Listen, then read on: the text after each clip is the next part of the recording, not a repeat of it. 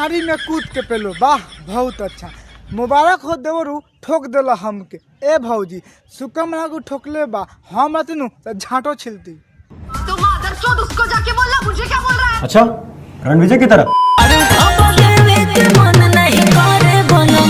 वाह रे तारा बहनी के झाट छिलो, वाह बहुत अच्छा। सुन तारा कि अब नहीं मन करत देवे के बलम के। ए भौजी एगो काम न कर, जब तारा देवे के मन ना करता नु ताके मैं झाड़ छिल तो मन करी तारा बहनी के प्रणाम करो हुए नया साल में। सुन तारा भाई लोग कौन ऐसा मेहर बा हो कि देवर के दे दिया भता के ना दी, तो सुन ले भौजी ना देवे तो पटक के बता नू पेलबो करी नहीं। क्या हाल बा भाई?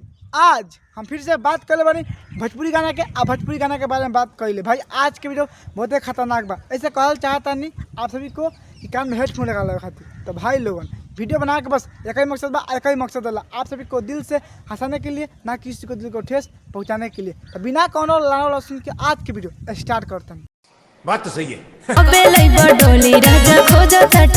का कहता रू कि कब बोले बा डोली राजा आ खोजा था चोली राजा। हाथ तोरा बहन चो देखा था भाई लोगन ए भौजी कितना पेलवा के मन करता, कैसे कहा कि अपना भतार से कि कब लेके बा डोली हम चोली करता। ए भौजी तो झाड़ छिला नहीं। तुझको ही दुल्हन बनाऊंगा। वाह रे सार बुढ़ छुछनर, वाह बहुत अच्छा। तुझको ही दुल्हन बनाऊंगा। अच्छा चलो बहुत खुशी के बात बा कि भौजी से प्यार करबा आ भौजी के दुल्हन बना लेबा। तो साफ से बताओ भौजी के दुल्हन बना के क्या करबा? झाड़ छिलबा कि ना छिलबा? गजब बेइज्जती है। रात भर टंगड़ी उठाऊंगा।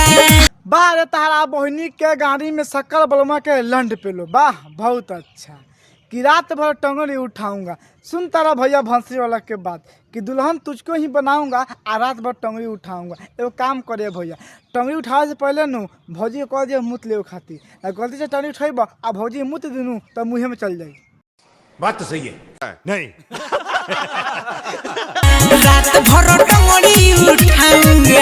आ झाट ना छिलब सार बुढ़ छुछुनर।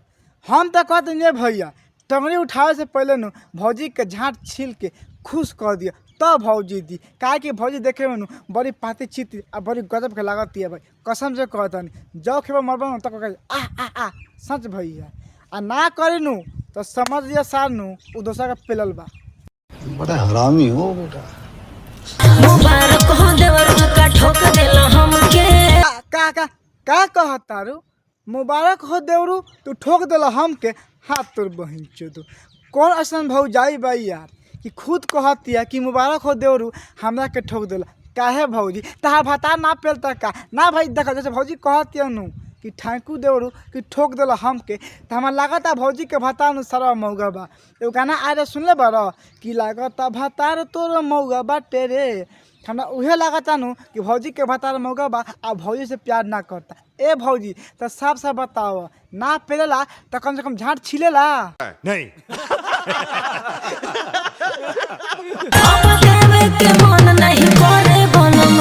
वाह रे तार बहन चो वाह बहुत अच्छा।